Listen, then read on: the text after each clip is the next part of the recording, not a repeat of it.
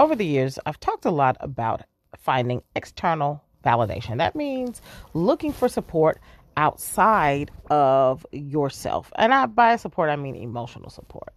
And looking for people to kind of see your vision and believe in your dreams. And a lot of times, we don't get the results we want when we go seeking that approach. So in this episode, let's talk about shifting that approach. Let's dig in.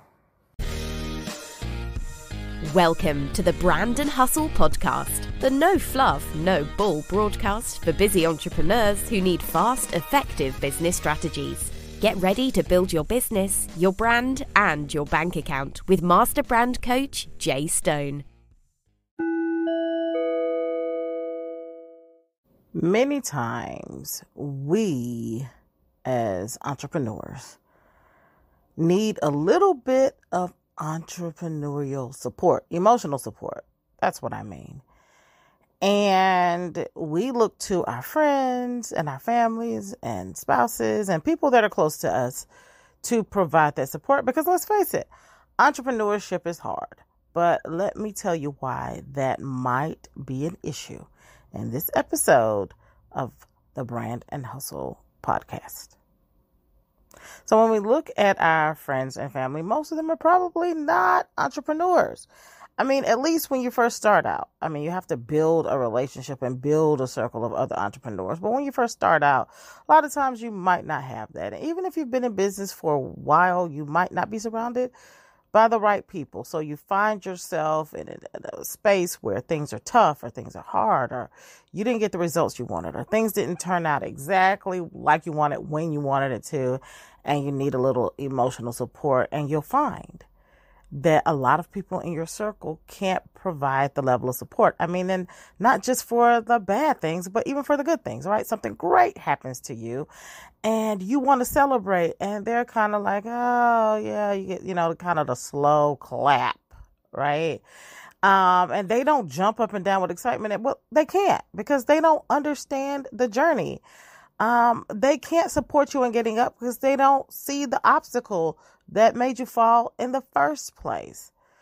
And so one of the things that I've had to learn in my 19 years of being in business is that all of that heavy lifting for my celebration, for my support, all of that kind of has to come from an internal place for the most part. I had to look in deep in me and determine, is this good? Is this not? Is this valuable? And not have other people validate how good or how bad I'm doing. I've kind of got to really be my own compass.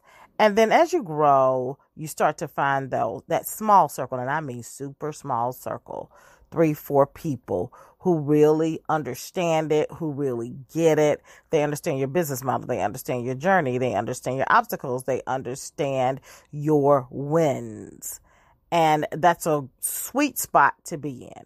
But you're still going to be largely surrounded by people who don't get it. So here's what they're going to understand, right? They're not going to understand the wins. They're not going to, because those are personal for you, right? They're not going to understand the obstacles. They're not going to understand when you fall and what you need to get back up. So I want you to abandon the need to have people to support and understand. Here's what they're going to understand. They're going to understand your success when it starts to apply to them. And by that, I mean, when you start being able to write checks for other people's dreams, right? So I know I've had a few friends that have been able to retire their moms or buy their family a home or send their children to a different country for the summer or take them even.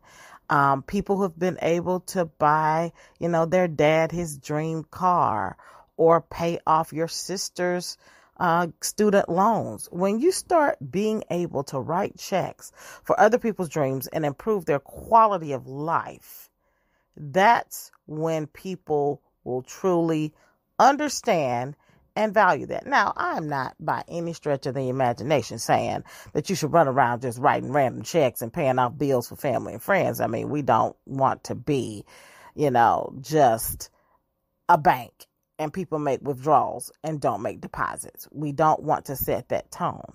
However, it feels great when you can do things like even set up a scholarship fund, right? And put in that scholarship fund. And like the gentleman, I can't think of his name right now, but he paid off all the student loan debt for the Morehouse graduates a couple years ago. I mean, when you could write those kinds of checks where it changes people's lives, when you can write the checks where you can literally write the check for somebody else's dream, that's when you know you've arrived. And so for me, that right there is my litmus test for, am I successful? It's not how many cars I can buy. It's not, what kind of house I live in and how many vacations I can do. Sure, that's all what this is about for me for quality of life. But I don't know that that's my litmus test for success. That's a litmus test, but mine is going to be when I can write checks for other people's dreams. I'm no longer selfish in how I serve.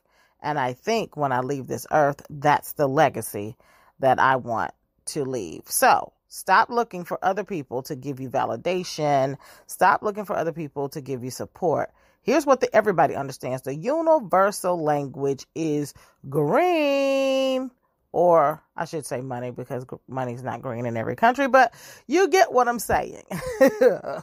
When you can pay off somebody else's debt, write a check for their dreams, that's when you have fully arrived. So keep pushing until then, my friends, and we'll catch you on the next episode of the Brand and Hustle podcast. Holla!